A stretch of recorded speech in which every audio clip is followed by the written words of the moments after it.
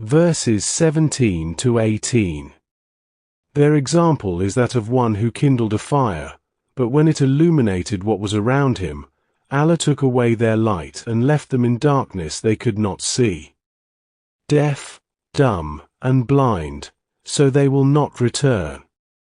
These verses describe the hypocrites through a vivid parable. Kindled a fire refers to their outward acceptance of Islam, which provided temporary benefit or clarity. Allah took away their light.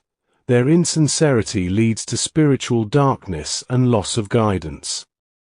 Hypocrisy prevents individuals from benefiting from divine light.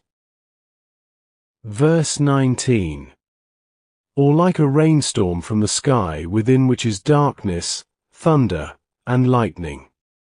They put their fingers in their ears against the thunderclaps in dread of death.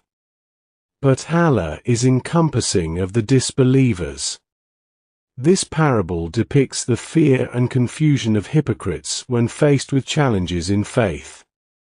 The rainstorm symbolizes divine revelation, bringing both mercy and trial.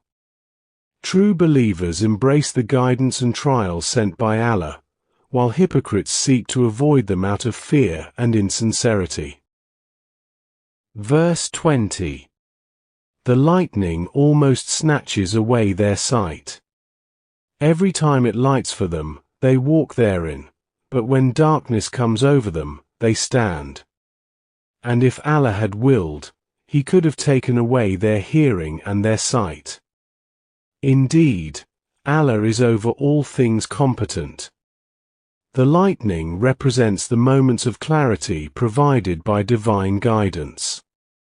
Hypocrites take advantage of such moments temporarily but fail to remain steadfast. Verse 21. O mankind, worship your Lord, who created you and those before you, that you may become righteous. This verse is a direct call to worship Allah, emphasizing His role as the Creator. This verse is connected to the principle of Tawheed and the importance of worship as a means to attain taqwa. Verse 22. He who made for you the earth a bed and the sky a ceiling and sent down from the sky rain and brought forth thereby fruits as provision for you. So do not attribute to Allah equals while you know. This verse highlights Allah's signs in creation, urging mankind to acknowledge His uniqueness. Associating partners with Allah includes not only idol worship but also following unjust leaders instead of the rightful divine authorities. Verse 23. And if you are in doubt about what we have sent down upon our servant, then produce a surah the like thereof and call upon your witnesses other than Allah, if you should be truthful. This verse challenges doubters to produce a chapter like the Quran, highlighting its miraculous nature. The Quran's linguistic, moral, and spiritual perfection is unmatched. Verse 24. But if you do not, and you will never be able to, then fear the fire, whose fuel is men and stones, prepared for the disbelievers. The inability to replicate the Quran serves as proof of its divine origin. The role of the Quran is a guide to salvation. Rejecting its message, or failing to adhere to its commands, leads to eternal punishment. Broader themes. 1. Guidance and hypocrisy.